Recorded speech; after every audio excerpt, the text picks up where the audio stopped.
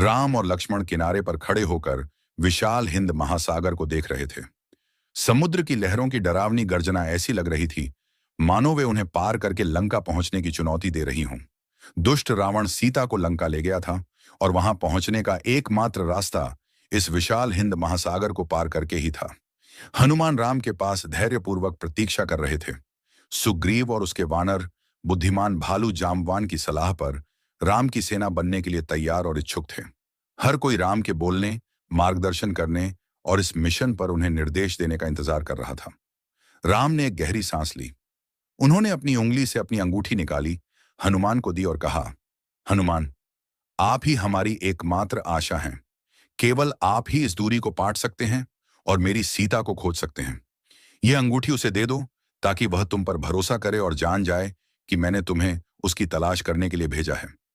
राम का आशीर्वाद मांगते हुए हनुमान ने आकाश में छलांग लगाने से पहले जय श्री राम का नारा लगाया।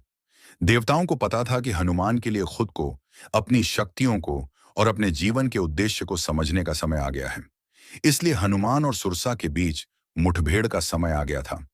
जैसे ही हनुमान लंका की ओर उड़े, उनके नीचे समुद्र में एक गड़गड़ाहट की आवाज आई और समुद्र से एक बहुत बड़ी आकृति उभरी। यह सर्पों की मां सुरसा थी। उसकी आंखें आग जैसी थीं और नुकीले दांत जानलेवा लग रहे थे।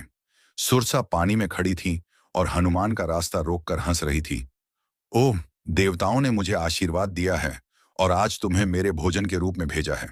उसे देखकर हनुमान ने हाथ जोड़कर कहा, मैं हनुमान हूं और मैं अपने भगवान राम की पत्नी सीता को खोजने के अभियान पर हूं। कृपया मुझे आगे बढ़ने की अनुमति दें। उसने कहा, नहीं, मुझे भूख लगी है, इसलिए तुम मेरे भोजन के रूप में मेरे मुंह में प्रवेश करो। सुरसा ने अपना मुंह बड़ा कर लिया।